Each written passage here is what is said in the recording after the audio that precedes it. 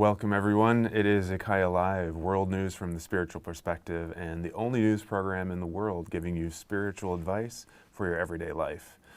And for us to lift the day's news headlines to the spiritual perspective, it requires a discussion, a conversation, and that requires you. Your questions, your comments, your perspective on tonight's topic. So please follow us, IKYA.official on YouTube, and go ahead and share this live sending already now with your friends, family, interested spiritual seekers, because they can still join while we're live tonight. It'll also be available on our channel afterward, of course. Also follow us on social media, IKYA.official on Facebook, Instagram, and TikTok. And once again, a reminder that tonight, IKYA Live is a discussion, so it requires your engagement. If you're online, please write your comments or questions in the chat, and I'll relay them to IKYA. We also have people here in the live studio audience, and they'll be able to speak their questions for IKYA tonight. Now, we have a very juicy topic for tonight, very provocative. It can stimulate a lot of debate and emotions. And actually, increasingly, it's becoming an aggressive topic. The question that we pose tonight is everyone really racist? If you read the social media or the news, if you're not living in a cave, you will come across that the storyline in the popular media is that everyone is racist. Well, maybe more accurately, it's that every white person in the West is racist. The question we're going to pose tonight is that true? Is it really true that everyone is racist? So again, there's going to be a lot of different dimensions to the topic tonight, but that is the core of it. Is everyone racist? And that's where we're going to start tonight. IKYA, is everyone really racist? First, let's just define what racism is, and just if we look at it as prejudice, discrimination, or bias against someone belonging to a certain ethnic background. Yes, we're all racist, and we're supposed to be. Not from a political standpoint, but from an evolutionary point of view. Remember that we are deeply tribal. Evolution dictates how we behave. So we will unpack this because it's a really fun topic. And you are born with an ability to discriminate. And the reason for that is that you want to survive. So you have a otherism filter, recognizing both who belongs to your group, the ones you identify with, and the ability to identify those who are not part of that group. Remember that the way humans have survived is by collaborating with the ones they identify with and trying to kill everybody else. These are the rules of evolution. Humans are extremely brutal, always have been, and racism is just a very small part of a greater complex of programs in your brains. So, you will recognize everyone who does not belong to your group or your tribe. In the old days, where you were born in a small village or in a small group of individuals several 100,000 years ago, that would be all you would know about. And what was normal, what was good, and that's what you copied, and you would become part of that group. And part of the markers would be, of course, how you looked. It would be your behavior, your talents, all of that, creating a sense of normalcy. It's just like in your family, right? When you grow up in your family, everything you do in your family is normal. And then you go to college, and all of a sudden you realize, my family was not normal, like far from normal, right? And it's that. We all create what we know to be the standard, to be the default, and then we have all the others. So you are supposed to filter out the ones who will not help you in your survival. Just like when you Back in the day, as a human, would walk around in the jungle, you would ignore the plants you can't eat. You would focus on the ones that are beneficial for you. Same things with animals or whatever.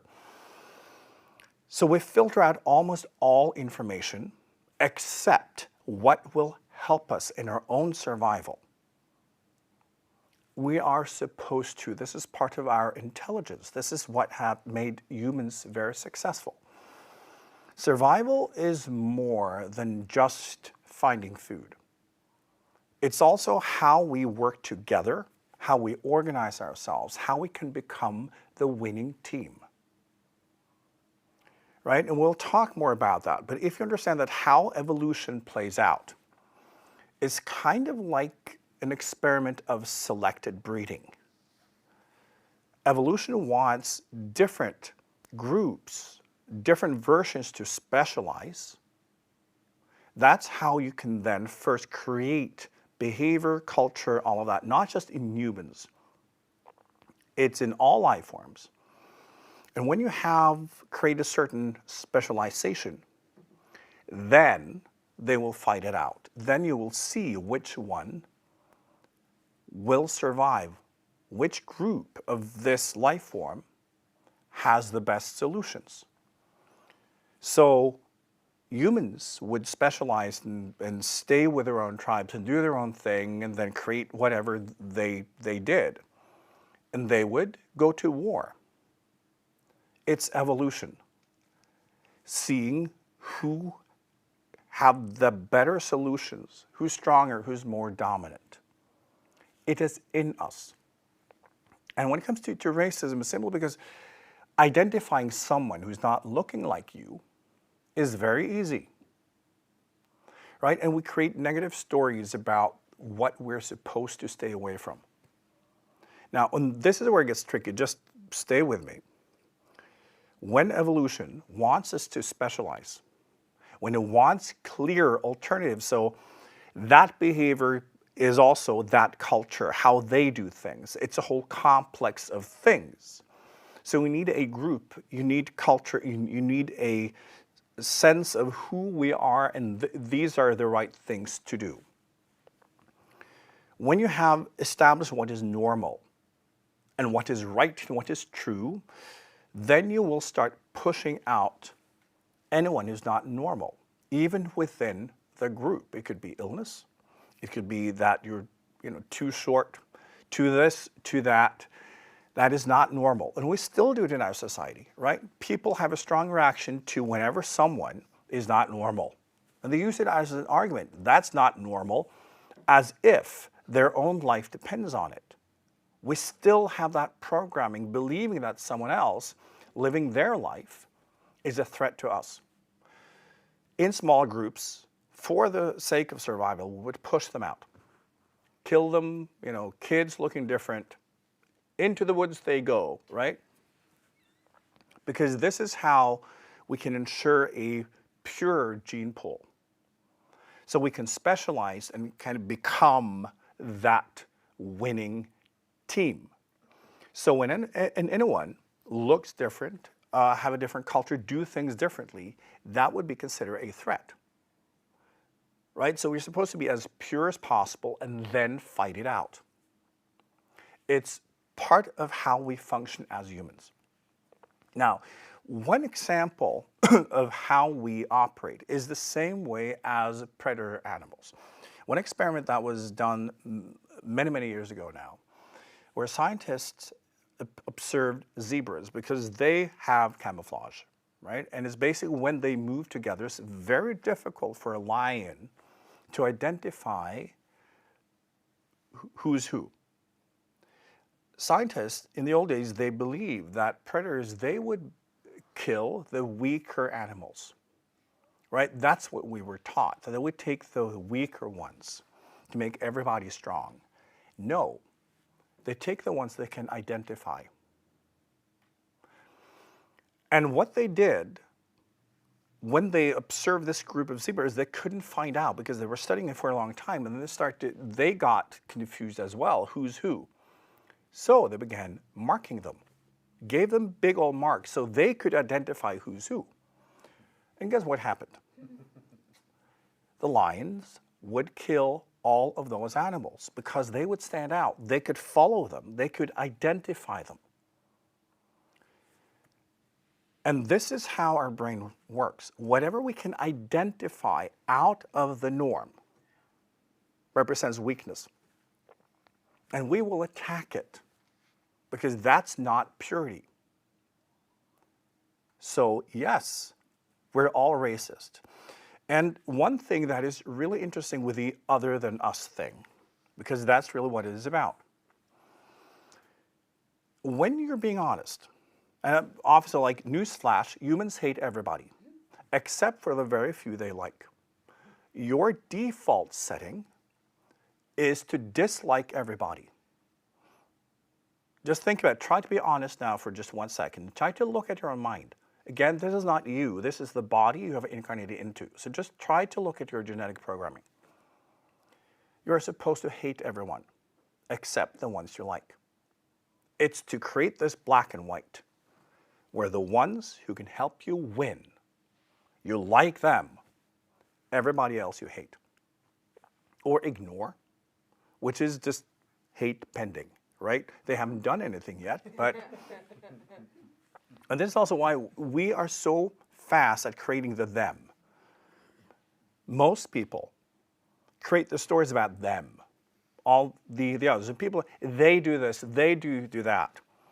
They're like this. And who are they? It's basically everybody who does not belong to the tribe we have built. Today we build tribes in many different ways because survival has changed. So we can create a tribe based on whatever markers we choose. And then we have also the markers of those who do not belong to the group that we can say, oh, they are the opposite. They do this, they do that. So through that, we can also be clear about what we subscribe to, what is part of our kind of tribal existence. So when we create the tribe to reinforce that story, we will create negative stories and images about those who are not part of this. So you are genetically programmed to dislike everybody as a default. And the ones in your tribe you will trust, right? And this is part of what kids are taught. They haven't clearly defined who's part of the tribe. And therefore, they can be trained and influenced. But the moment they have identified who's who, they will start the same game. So my colleague IKYA here, he has a question. If this is so firmly in our genetics, are we then bound to be racist, basically, until we grow beyond our genetics? And my question would be, is that even possible to grow it beyond our genetics? Yes. And again, we have to go beyond racism and understand it's this whole complex of markers identifying who belongs to the group that will help me succeeding and become a winner. That's what it is about. And we all have that as a primary programming to help us survive. Just also, you've all had this experience. You just meet people, new people, and you click with some people and some you don't. It's that genetic recognition that, you're right, it's us. You belong to my tribe because you have the same sense of what is normal and you can exchange and you know that you can build this relationship. And it's based on also value systems. Remember that the rules of the game is this. You have a value system first, your identity, what you think is right and wrong, and then you create a hierarchy based on it. So how you score points will be how high you can go in the hierarchy based on the value system. So a value system will create different tiers, different levels. And the higher you go, the better it is. And you will be attracted to those people with the same values, with the same sense of hierarchy, because then you're actually playing the same game. And then you can help each other. So you will be attracted to those who can pull you up, and you will always be negative to the ones you think can pull you down. So it's completely natural. But we'll get back to that, where we are historically today. Yeah, we need to get our shit together. We cannot just walk around like apes and be completely dominated by our genetics, but it's fun to look at. We have a question here in the audience from Rick. So if evolution is perfectly programmed to help us do this, to identify what fits and what doesn't fit, but doesn't evolution also require a huge level of diversity in order to overcome stress or resistance? But I explained this. It's diversity by having specialized groups. You can't just have an idea and let's try that. It needs to be organized, it needs to be tested, it needs to become the collective being. This is how evolution does it. So diversity does not work. It's diversity having specialized groups, specialized ideas, cultures, then they go to war. And we're supposed to, right? The interesting thing about diversity is that we've never done this before on a global scale. Diversity has been maybe, someone from the neighboring village came to live or got married into the village or something, right? Remember that humans have existed for more than 500,000 years. So we've never done this. And the interesting thing about diversity, when we think of it, when we're supposed to belong to a tribe, and we're supposed to push out the impurities, meaning everything we do not define as normal, that's diversity, right? So the more diversity we have, the more aggressive we become. Because it triggers the opposite of what we think. We think, oh, it will soften, we will understand each other. No, we will feel threatened because our genetic programmings are supposed to win. This is a competition. So what happens with diversity is that we become even more convinced that we're superior, that we are in the right, others are wrong. So we become even more tribal. And this is what we can see today, right? And for instance, in the States, where now racism is taking a very funny turn where different ethnicities want to be by themselves. In colleges and all that, which is hilarious. But it's that we're becoming more aggressive because the tribal part of us will become triggered in so many ways. So it's not just ethnicity, it's values, it's politics, right? It's everything. We turn everything into tribal markers because we are programmed to belong to a tribe, not to everybody. And when we are displayed, when we can see all of this, right?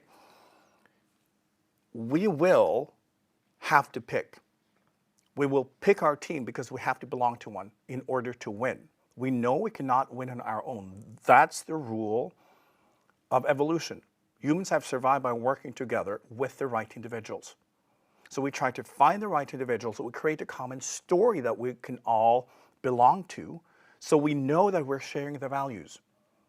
So when people today develop their political views, religious views, conspiracy theories, whatever it is, it's first of all virtue signaling. So they know that, yeah, we belong to the same tribe because then we have the same stories. We have the same sense of history and future. And then we go to war because everybody else are wrong. Now, it's important to understand that we are supposed to be this way because evolution is an experiment, right? So what evolution wants us to do is then to find our views and beliefs and whatever and insist that this is right and true.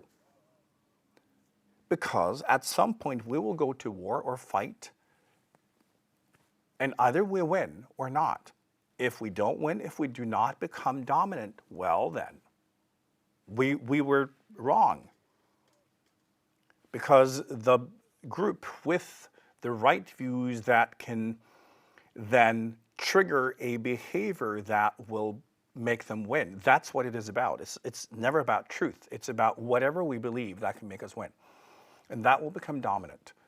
So that's what we're doing. This is why diversity is triggering us so much. Why people are screaming and yelling more. Why people are getting so triggered by everything. Because in the old days, when you belonged to a tribe, you could talk about the enemy, right? Now they're here. And you're insecure. This is not normal. You know, and I can see individuals belonging to my tribe here and there. How can I connect with them? So we create more stories. We collect views and values, and we try to signal, right, smoke signals to the right individual so we could be a group and then fight the enemy. But now it's everywhere. And it's not supposed to be that way. Genetically, it has never happened before, right? So we're all losing our fucking minds. And it's ridiculous to see, and it's kind of fun, but we'll also talk about how to move past this. But it is important to understand that racism is natural. It's just one of hundreds of different markers to identify someone who does not belong to your tribe.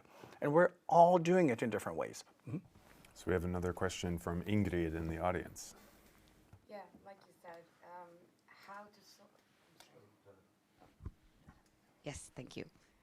So, as you said, how to solve this? I was sitting here thinking about, for instance, what is happening in the Nordic countries, especially Sweden, with the gang violence increasing heavily, and the same thing happening also here in Oslo, and other parts of the world. How to solve this and how to make people understand this spiritual view of it and how to go past it. Right. The challenge now is that the consciousness among humans are still very low. So the rules of evolution, meaning that when you see gang violence, for instance, it's tribalism, and then you go to war, right? So, for instance, one thing about racism that is really funny is in homogenous societies, there's very little racism, except for the fact that they're extremely racist. Because when you have like a few individuals, right, you're still dominating. You're still the one deciding what's normal and what's right, and they will have to adjust, right? And you can be generous and let them just be themselves because it doesn't change anything. When you have a certain ethnic group or whatever, increasing in numbers in your society, then racism hits because then they have influence. Then it becomes, oh, they want to do things this way. Well, we were here first, or like something like that. And then you get triggered. So when people have looked at the states, well, all that racism, you know, ever since 1800s, and in Europe we can say, well, we're not racist. Well, it's because we didn't have that level of immigration. And now we do, and it turns out that Europeans are not better. Nobody's better. This is all over the world, right? It doesn't matter what country, what culture, everybody's racist when they feel that their tribe is threatened. So it does not belong to a certain ethnicity or culture. It's everybody. When you go to Asia, yeah, you will see a lot of racism. When you go to Africa, a lot of racism. It's everywhere because of what I've just explained. So what we're seeing today is evolution. And we are supposed to be aggressive and fighting. This is what's being triggered, and it's not very smart when we're all mixed together because then we just fight each other. And then nobody will win. So we've come to a point where reality does not match our genetic construct. And our ways of life have changed so much from how humans have lived for the last 500,000 years. And this is why we need to reinvent ourselves, and there are definitely ways out of this. But it requires a higher level of consciousness. Now, I will get back to that. So my colleague here, IKYA, asks, and kind of both of us ask together, so if this is genetic and we're supposed to be doing this, but over especially the past decades, you see that there is a push on so many different fronts to move past otherism, if it's forwarding, you know, a racist, so racial civil rights or sexuality, gender, handicapped people, anybody who's different in different ways, there's this push to kind of move forward toward acceptance and that kind of thing. Our question is does that represent, do those people who are pushing, are they just slightly in a higher spiritual consciousness, or is it more just of the same warring between different factions? Exactly. It's the last option. We create tribes based on our value system. So once we have decided on what's right, you know, who we are, then we'll try to force the world around us to live by those values. So this is what's happening. Now, it's interesting when it comes to rights. When it comes to this whole topic, we need to understand there are two different elements to survival. One, it's the skills and culture and all of that. Number two, dominance. So, one fascinating thing is, like, for instance, in many countries now, gays can get married. Now, in every country where this has become law, a lot of people say that it's a threat to my marriage, right? If you're a heterosexual person in a marriage, you feel that your marriage is being devaluated, right? Worth less. And you come up with all these different explanations to why this is so. We all feel that when we have a certain right and other people also have access to the same rights, we feel threatened. We feel that our rights have been taken away. Like the discussion in the United States, for instance, definitely was about people felt that their rights were infringed upon. It's not a pie. It's not like if you invite more people that you will get less, right? But it's a misunderstanding because it's not about that. It's about dominance. When you feel that you're on top of the food chain or that you have more rights, it means you're higher on the ladder, right? In that hierarchy of important values. So when other people have access, it means that competition is getting closer. When you have rights and you're exclusive, that will ensure your survival, right? So the higher you go in the hierarchy that you've defined, that is what will make you feel safe. I will survive because I'm on top of the food chain. Doesn't matter what type of rights we're talking about, but when more people are getting the same rights, having their voice heard, whatever it is, you will feel less exclusive, which means less dominance.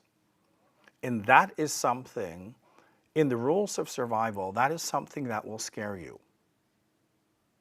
And this is when we see more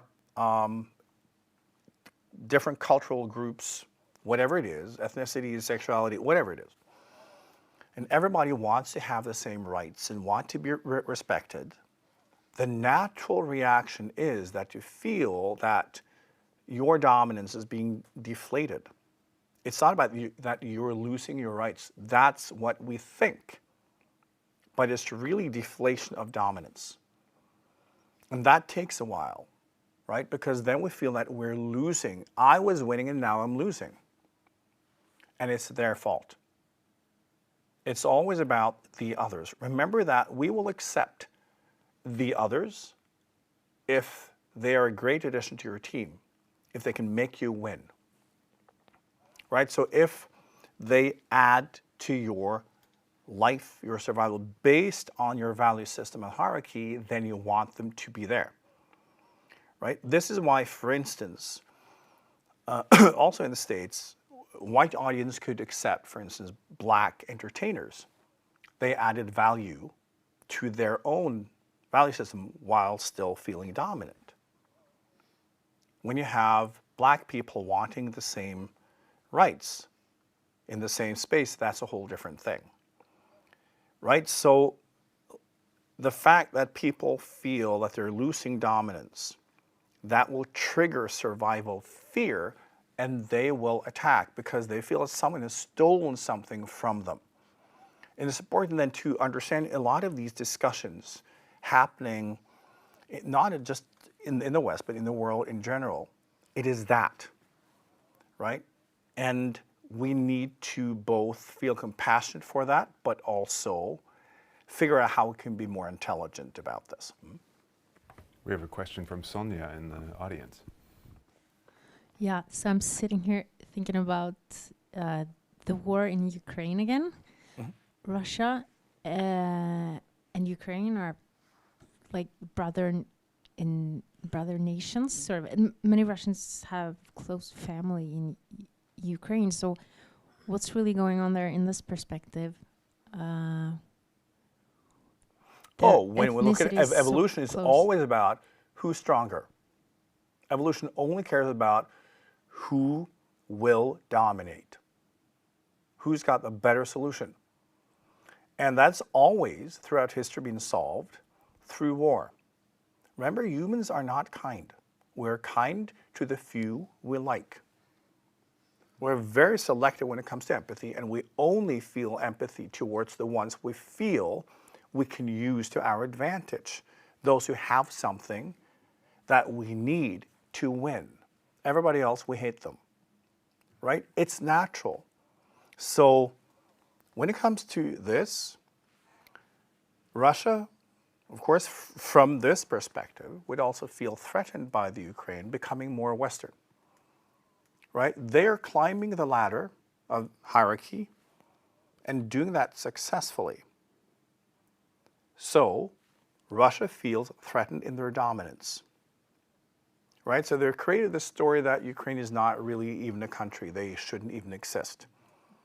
And that's what we do. We create the narratives that will establish what we think as what is normal and what is true. And again, the one who wins is right. We've always seen this throughout the entire evolution. It's not just humans, it's insects, it's like everybody, right? So this is just evolution playing out. There is no empathy or kindness in the game of evolution. It's simply dominance and strength and collaboration. So, if Russia had seen Ukraine as part of the family for real, it would have been different. But this is a family member who became stronger and overtook them, right, in climbing the ladder. And that cannot be accepted, right? It's that jealousy. Just feel like also when someone in your tribe, that can be family, friends. Jealousy is not just wanting what that person has. It's also that that person is successful and I'm not, right? And I just want to kill him, right? It's really interesting, but it's also a feeling that something has been taken away from you because that person is successful, and that means dominance. You lose hierarchical position, and you're supposed to feel that you've lost something, and you're supposed to feel that I need to punish this person. Remember, humans are animals. There's nothing wrong with that, but it is what's playing out, right? So especially when it comes to war, we're just apes.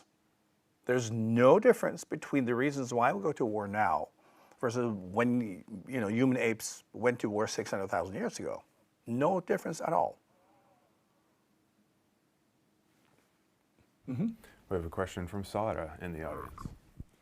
Yes. So, if these are the rules of the game of life today, I was wondering if you want to create success on a larger scale and you don't want to play by the rules of the game, how can you do that? You can't. Humans are not advanced enough.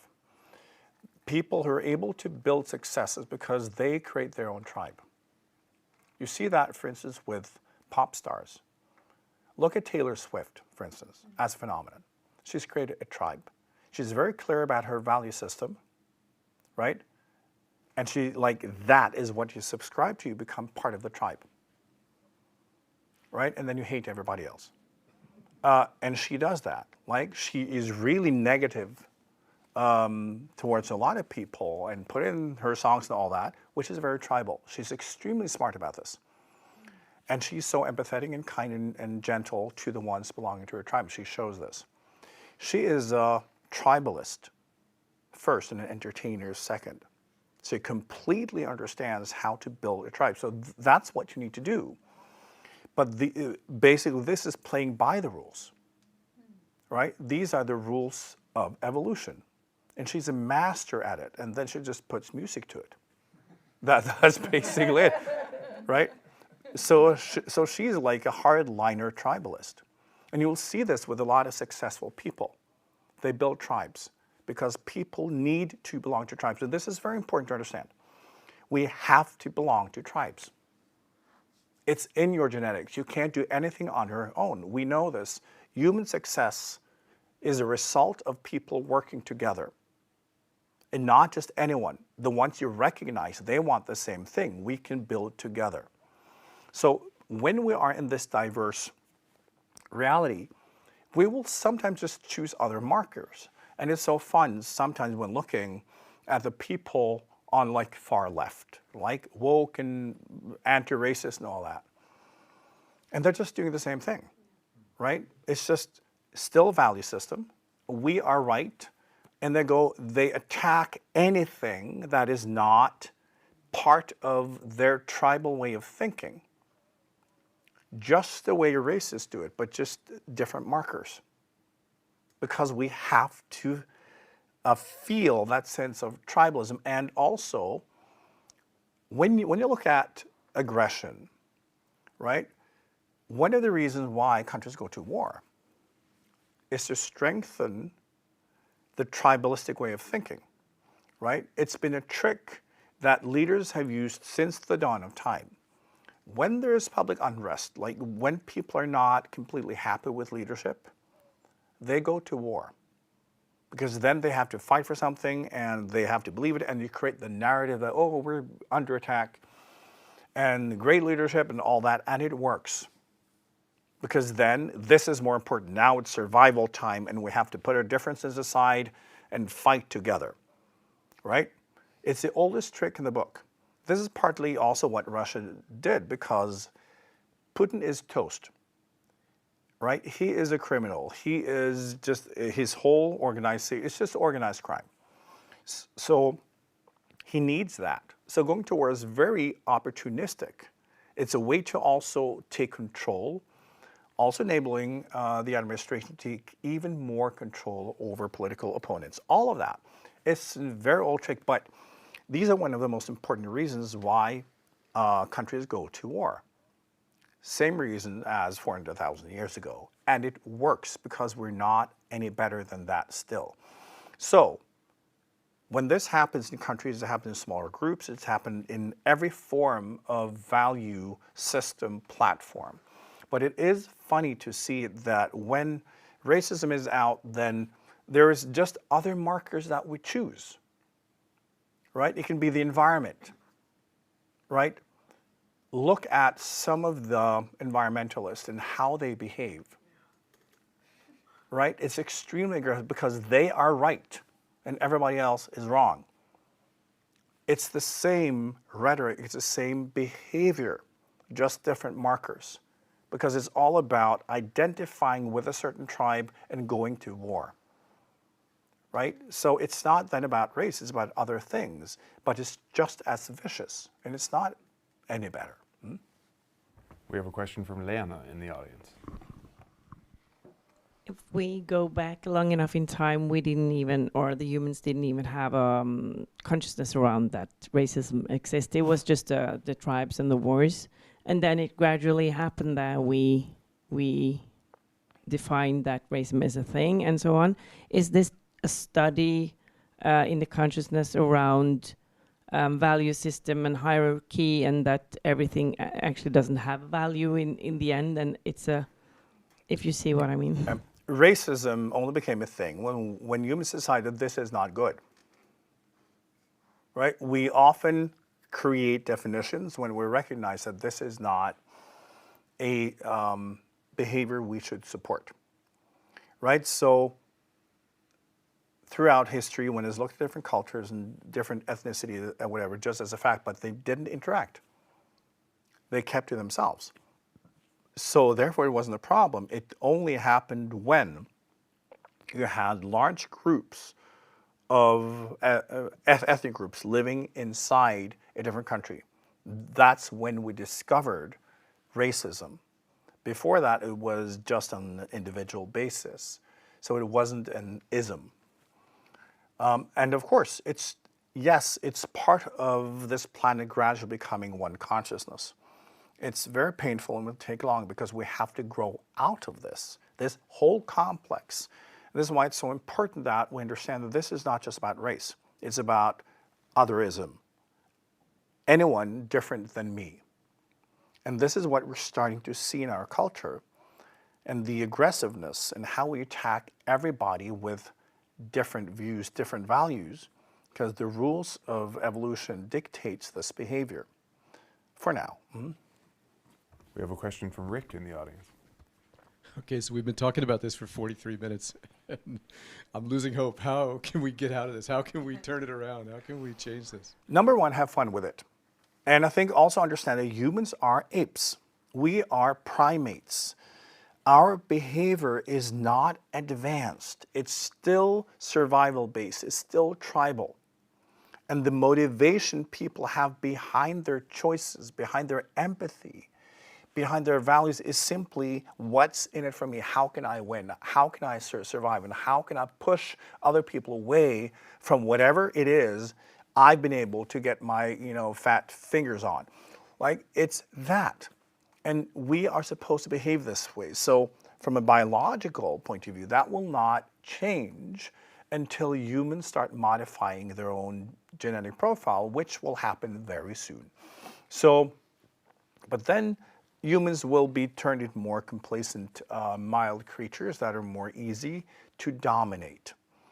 For instance, when we remove the genes for aggression, the way they did in pigs, it will have the same effect. Less stress, people are more happy, but they will do as they're told. So you can say, yeah, we accept diversity, except for the fact that there will be no real diversity anymore because we will behave the same way. So humans will try all sorts of things. So that wasn't very uplifting, was it?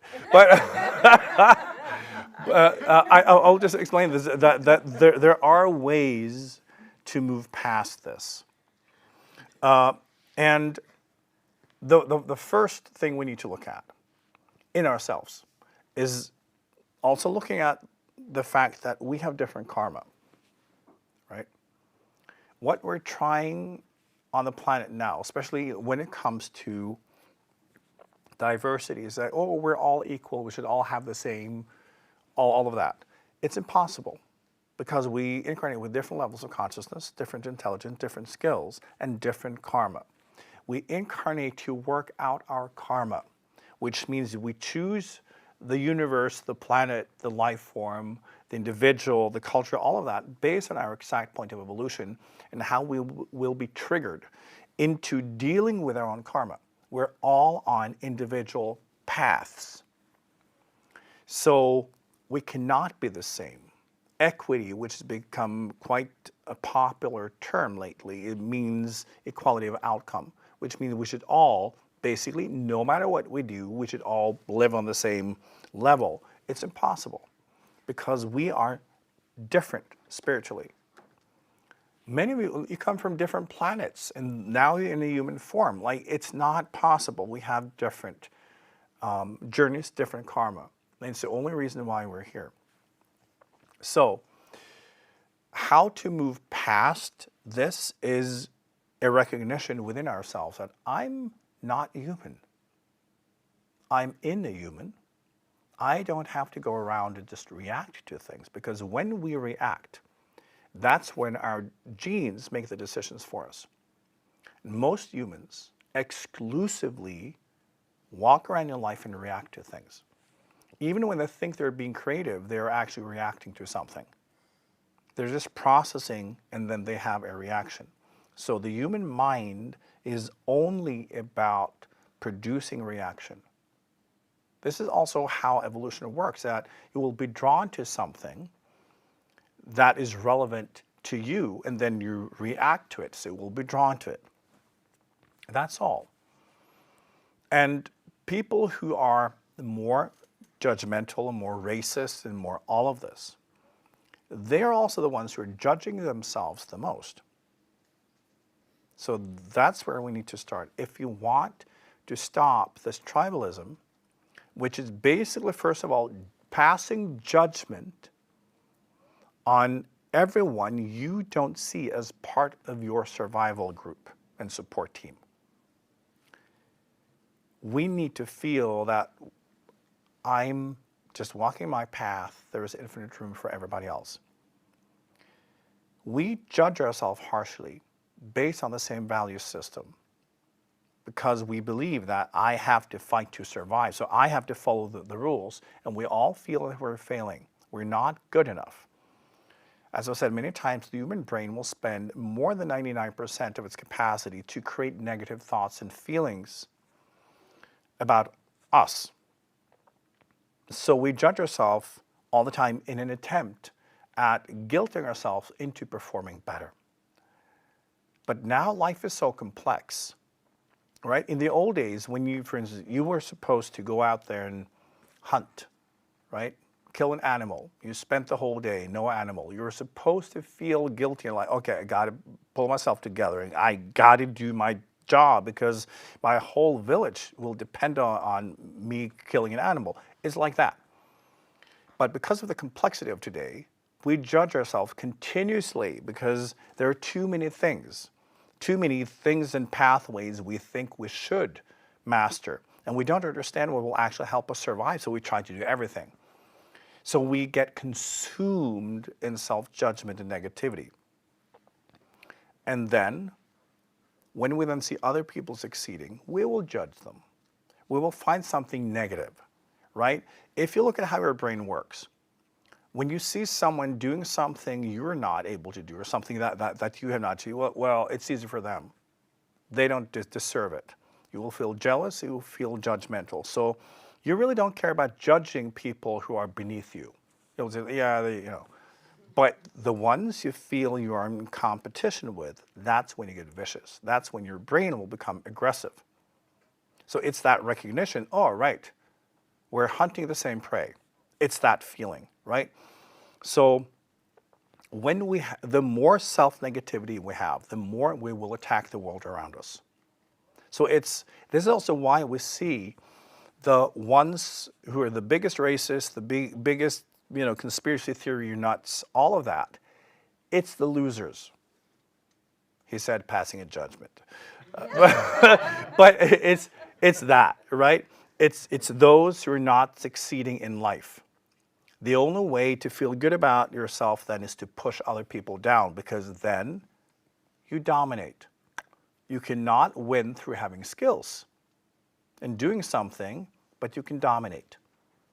So feeling better about yourself and passing judgment is a way to create the illusion that you're winning in the game of evolution, the game of survival, without actually doing anything, because it triggers the same reward chemicals. Right? So if you pass enough judgment, it must mean that you are superior. Right? So people do that. So you can see the more racist someone is, it's because they're really in pain. And someone is judging and attacking and screaming, and you see a lot of these kids today, environmentalists or woke, whatever, they scream.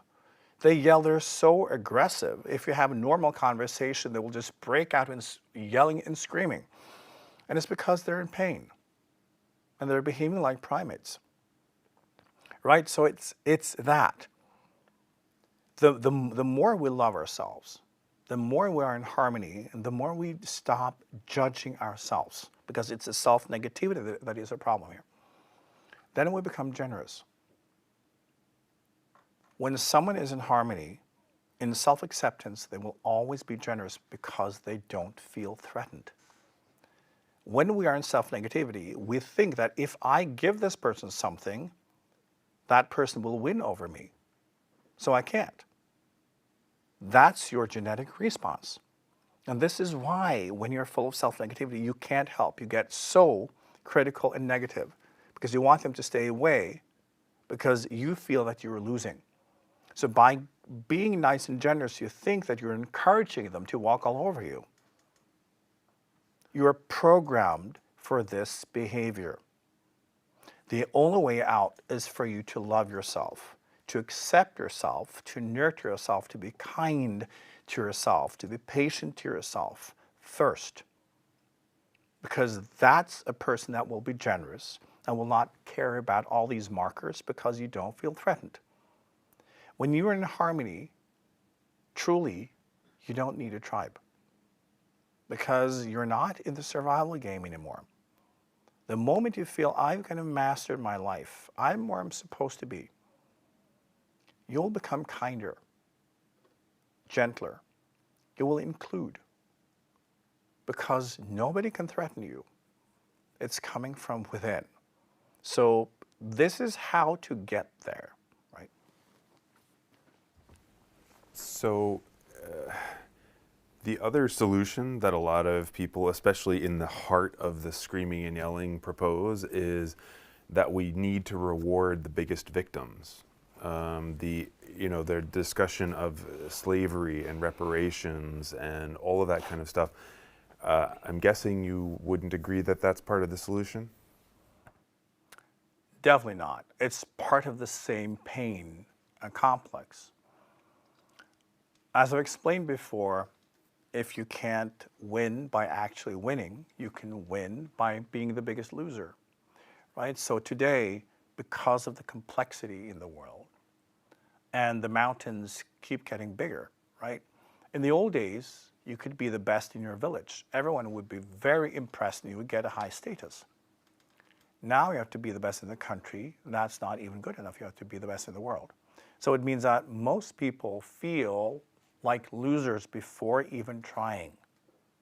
So they just give up. And the plan B strategies in your genetic profile is to then play the victim. Because when you play the victim, you can manipulate others into helping you. And you can create the story that I deserve this because I deserve it. Because I'm in pain and like you should pay attention. So it's all about that guilt game, but it has worked. The reason why it's in us is because it has worked throughout evolution.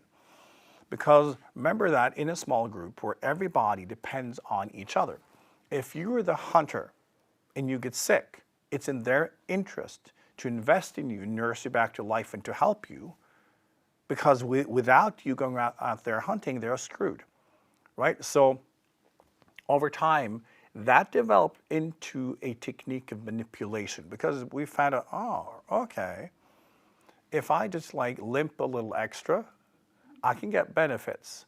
And that obviously worked. So now we're all limping, it seems. Right? And that's the whole victim consciousness and why it's so dangerous. It's because most people today will feel that they're losing. Their genes will instruct them to play the victim. And it's okay when you have one person playing the victim game. When it's becoming a culture, we have a problem, right? And now we're seeing it, that instead of trying to achieve something in the world and building and contributing and becoming a hero, those people that in the old days, like 100 years ago, they would do that. They're now playing the biggest victim game, and they want to be rewarded for that because that is what their brain is telling them. And for a civilization, this is extremely critical. And we reward people. So whenever we can claim that there's this great injustice, blah, blah, blah, and I want money, we reward people. We reward people for not contributing, for being sick for as long as possible. And when it comes to reparation, it's a fun thing because every single person, if you go back in history, they had family members that were slaves, right? There were slaves all over the world, also today. mostly Africa and Asia. But there are more slaves in the world now than ever. There have always been slaves, but there were slaves all over the world. It was normal. It was the economy. So if you could afford it, you would have a slave, and often it would be prisoners of war. That's how slavery started. If you found someone that didn't fit in, oh, well, it's a way to feel that you're dominant and that you are stronger. So it was also good for society, for your tribe, right? Not so good for the slaves. But that was how the world worked. And every single human on the planet, when you go back into their family tree, they will have a lot of people that were slaves. So we could all seek reparations from each other, right? Remember also that there were millions of white slaves in Africa. So should Europeans seek reparations from Africa, for instance? It's just silly. It's just completely silly. And also in the States, most Americans today who are not black are descendants of people who came there after slavery was abolished, right? It's all of this nonsense. We have all our own path to walk, and we have karma. We incarnate into the circumstances with the kind of structure and premise that can enable us to work out our karma. Playing a victim is not a smart way to deal with our own karma. Rule number 1, survive, which means become good at what you do, contribute to life around you, become a winner. You do not win by being the biggest loser. We have to change this culture. We have to become stricter to our kids and adults who behave like kids. Being a victim should not be acceptable as a strategy. We need to inspire people to win for real.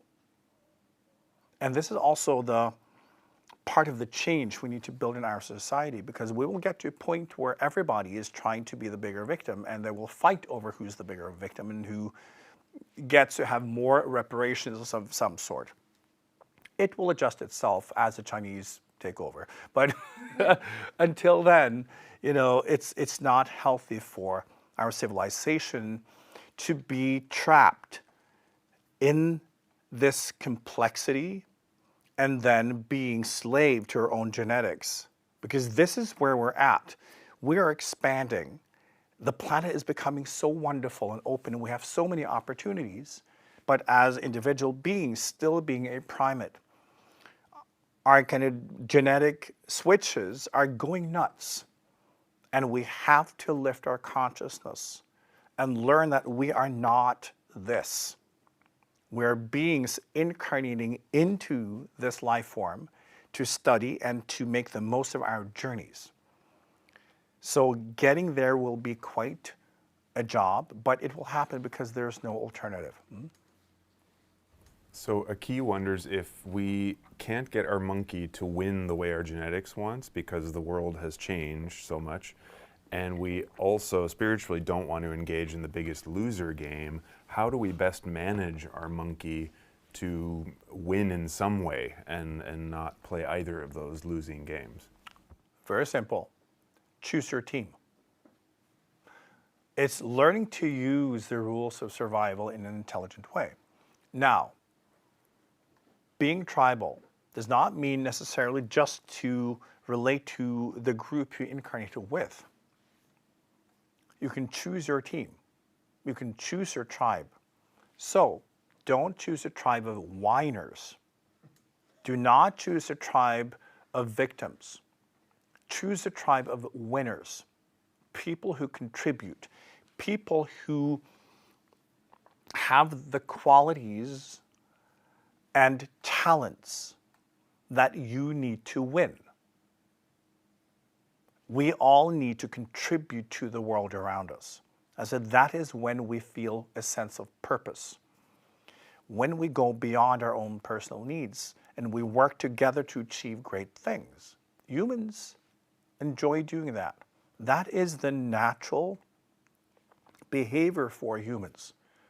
This victim stuff is just the result of diversity and the complexity combined with our ape genetics, right? So the way to do it is choose wisely.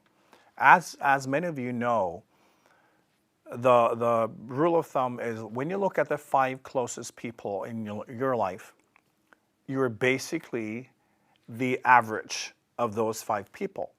So choose your tribe based on who you would like to have on your winning team. It's just like in sports. If you want to win, choose winners. Be around winners. That is how you do it. But winning is then based on your value system and what hierarchy you have created based on that. So you need a good value system to start with, right? And I often advise people today to go back to classic values. It's not conservative values, it's classic values. Look at how humans have survived over thousands and thousands of years. In our culture, we can go back to the Egyptians, the Greeks, you know, and all the way through history, you will see it's basically the same values. Having a backbone, being ethical, looking at your own behavior, how to contribute to the world, how to be a decent, productive person, it has not changed for tens of thousands of years. It's that. That should be the guideline. And then choosing people in your life with good, healthy values who are actively trying to do good and be good. Ignore the rest, right? So it's not that difficult. But in this society, we have been tricked into believing that victimhood is legitimate, right? So we can choose people who are in that mindset, and we can sit there and just like be victims together and then criticize everyone and everything without contributing. To me, a good person is someone who's contributing beyond their own needs, beyond their own wants. So their presence in the world makes a difference to other people in a good way. It's not difficult, but that should be part of the foundational values. There are many people who are very decent and very good, regardless of ethnicity, religion, whatever it is. We have to see past all of those markers and look at the core values of an individual, right? Because a good person who are contributing to the world may have beliefs that are very different from yours, but it doesn't matter because the beliefs are also part of their upbringing, their culture, whatever it is. But someone with an ethical behavior, someone who's contributing to the world, taking care of their family, trying to be a good person for real, that's what you're looking for. And we have to go back to the classic value systems and hold ourselves accountable. Because when you look for the values, you couldn't care less about how people look, right? You couldn't care less about culture, or ethnicity, because you're looking for something else. You're looking for quality. And then you recognize, oh, right, that can come in many shapes and sizes and packagings. We need to look at that. That needs to be the ideals. And it's the same thing when we are in spirituality. It's also so easy to create tribalism. Ooh, we know and other people don't. If you do not live up to your own values, you're faking it, right? I prefer people who have healthy values and are actively trying to live up to them instead of trying to, again, virtue signaling by saying, I have the right beliefs. But you will find really good people everywhere. But all really good people share the same values, and they're the same values humans have shared throughout human history. It's that.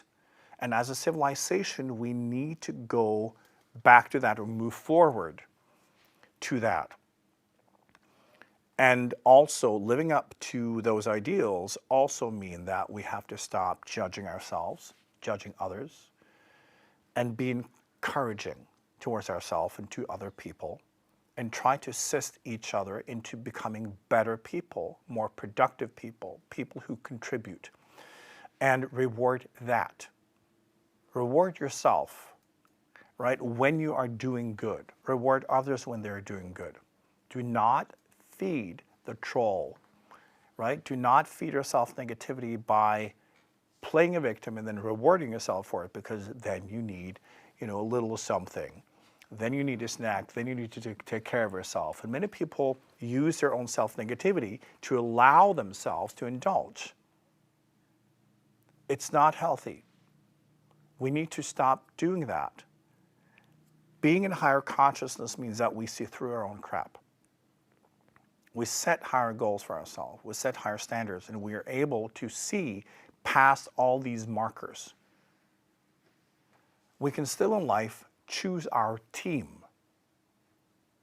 But just like in sport, you choose a team to win, right? To achieve something. It would be like in football, if you choose a team and they all just like fall over on the playing field, faking injuries, right? And you don't score a goal that way. But today, for some reason, we think that's how we can win. We can't. So we need to kind of, also as spiritual students, as spiritual travelers, we need to discipline ourselves and not take part in these shenanigans, and really try to grow a backbone and to go past this. And also acknowledge that, yeah, you're racist. You have this otherism filter complex in your brain. It's not a problem as long as you don't use it, right? You have biology. It's part of this life form. But you can be more intelligent than that. So you can be more loving than that. You can have more empathy. But you have to start with yourself. Because it's never them, it's always you. You have to love yourself and accept yourself fully first. It's the only way you can become inclusive and generous. Otherwise, diversity is just a war zone, which it is today. Do we have any more questions? Yep, we have one more question from Rick in the audience. I guess it's just one thing I was thinking about in terms of how to transcend this or how to navigate this. And we've been talking about racism. We've primarily been talking about humans to humans. And I've been thinking about other animal forms. Take bees, for example.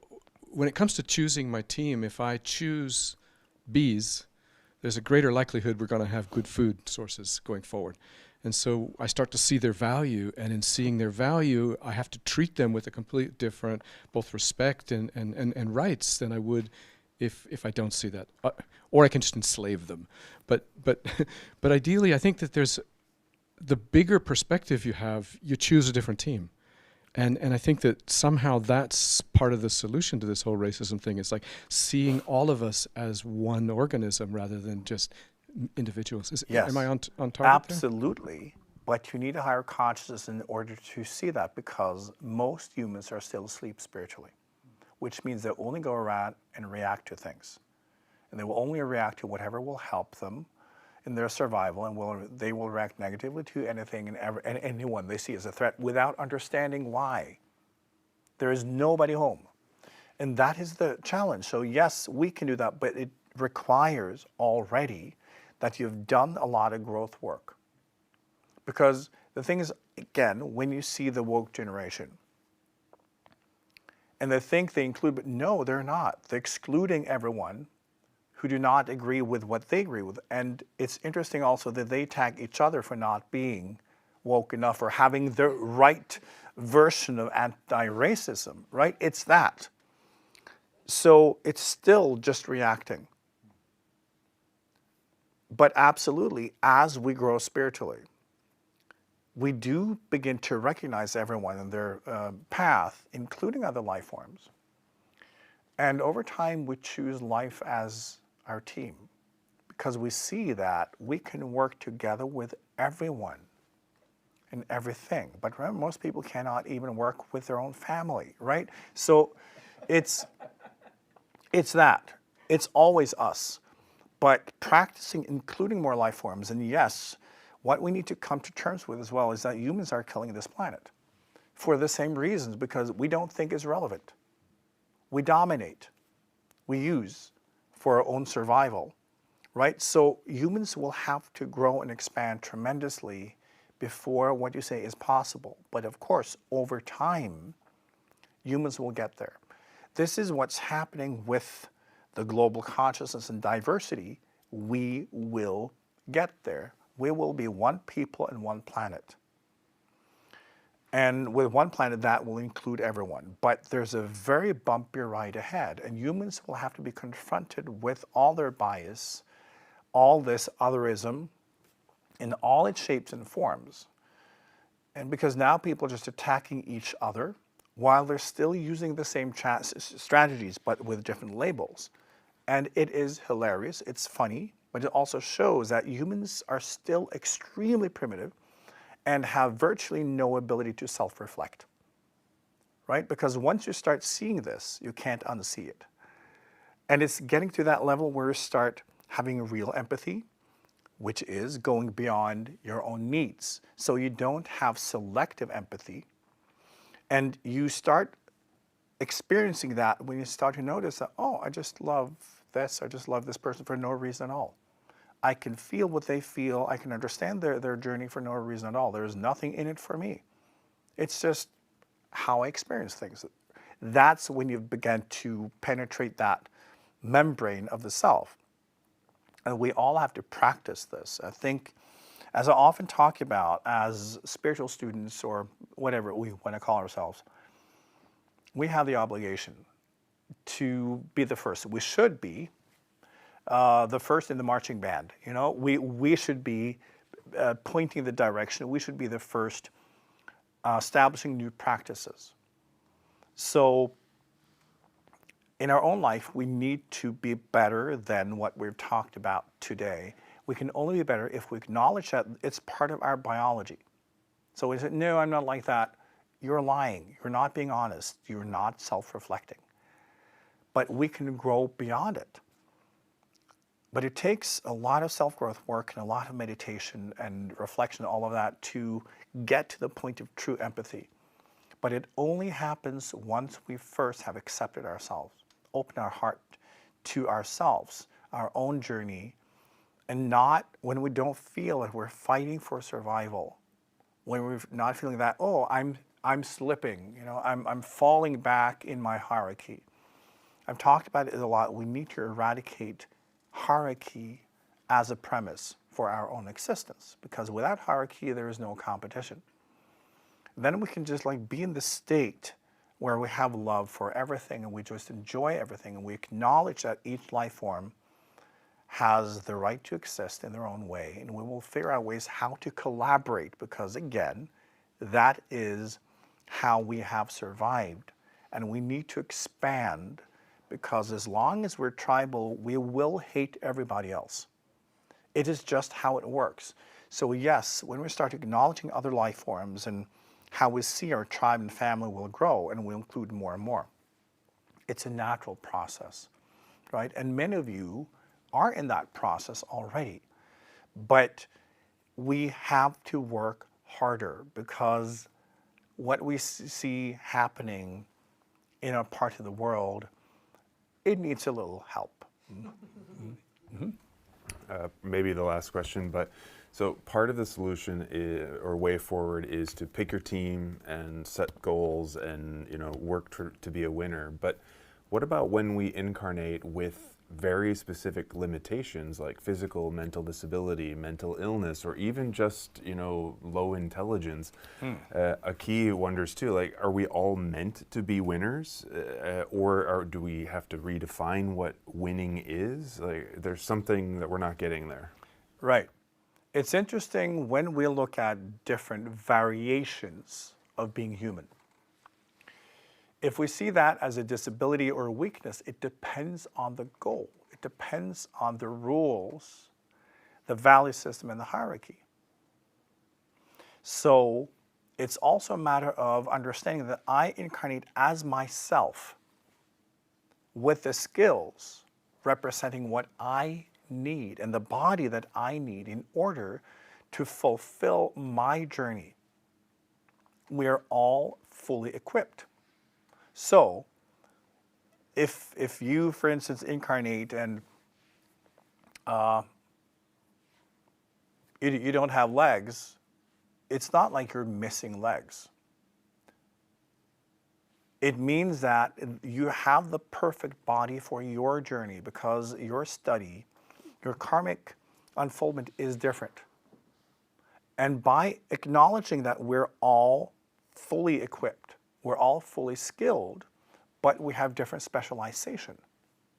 So often when people see a weakness, I see a superpower, because it means that we're specialized and we are there to unlock and to figure out what is my journey and why is this a tool that will help me fulfill my spiritual potentials. So part of the diversity today is that the journey becomes less collective, which means we can look at ourselves with that intention, that understanding that I am full equipped, I'm specialized. And I today can specialize my own journey more than I could 100 years ago. So there is no such thing as a disability or a weakness. You choose the body, as you choose the planet, the life form, the universe, everything, down to the molecules in your body because it reflects your exact point of evolution. Which means anything being different would be a disadvantage.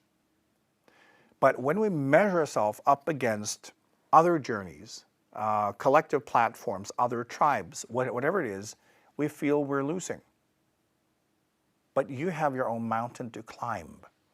You have your own journey, and no matter what you are, who you are, what you've got, that's what you're dealing with.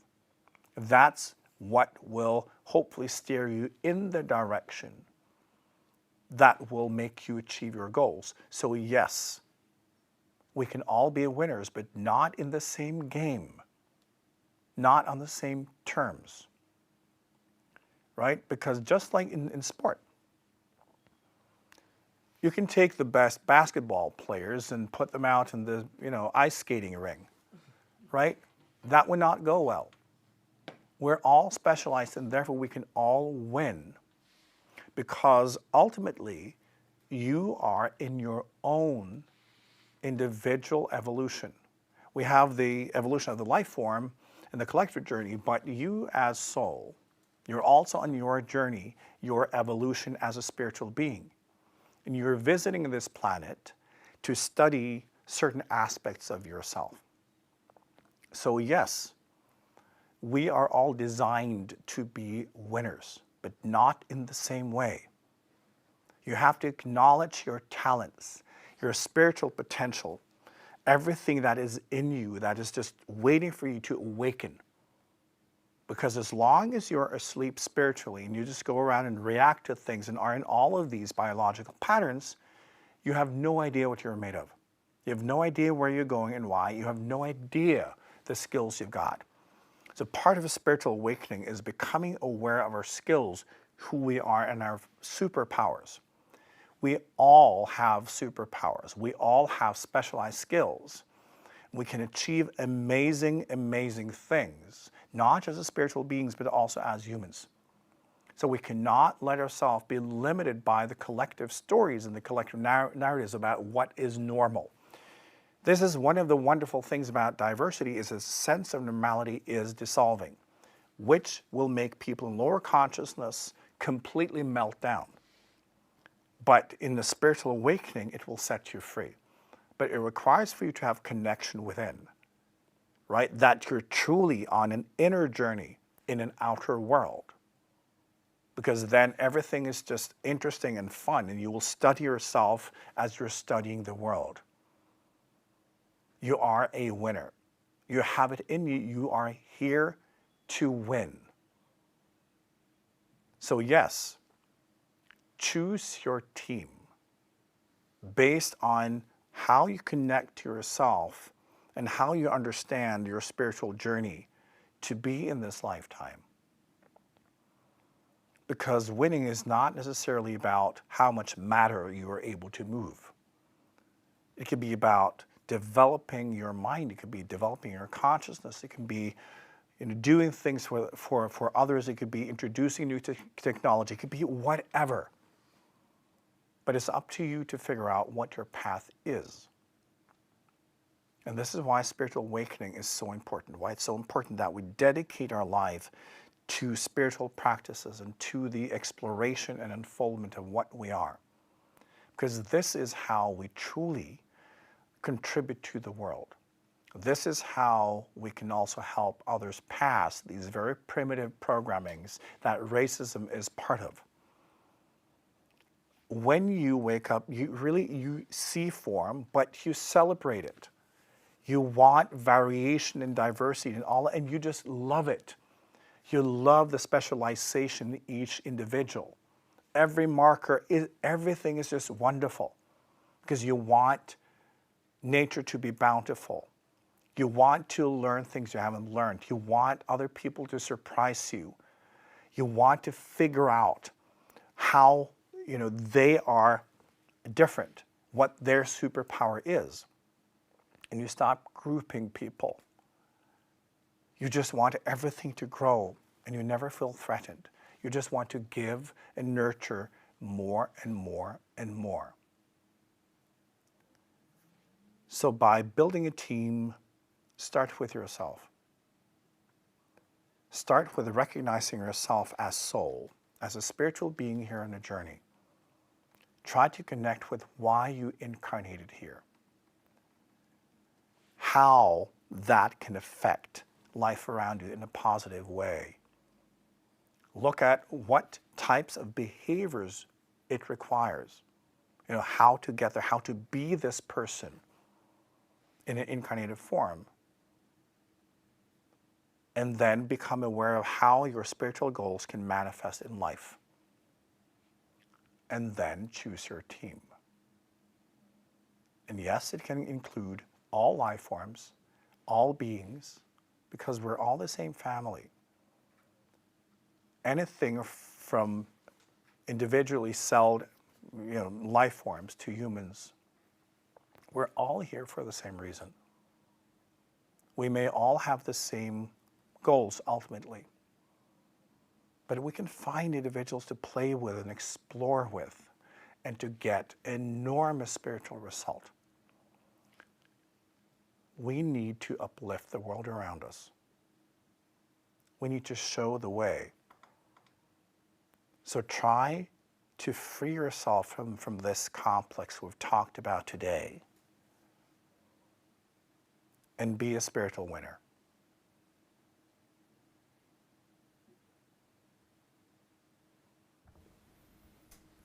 A fascinating journey through our conversation tonight. Thank you so much, IKYA. Thank you everyone for joining us both online and here at IKYA Center. This has been IKYA Live, world news from the spiritual perspective, and the only news program in the world giving you really practical spiritual advice for your everyday life. Please remember to subscribe to our YouTube channel, IKYA.official, and to all of our social media, IKYA.official on Facebook, Instagram, and TikTok. And remember that IKYA Live is a weekly discussion, a weekly conversation about the world news, but trying to lift it to that spiritual perspective and thereby allowing all of us spiritual seekers to assist the world in growing out of all of these age-old patterns. So be sure to share tonight's episode with fellow spiritual seekers and invite them to join us next week, next Monday at 7 o'clock. Next week we will be online only from Summer Studio, and we look forward very much to joining you again for IKYA Live. So again, thank you so much for joining, and we'll see you again next Monday.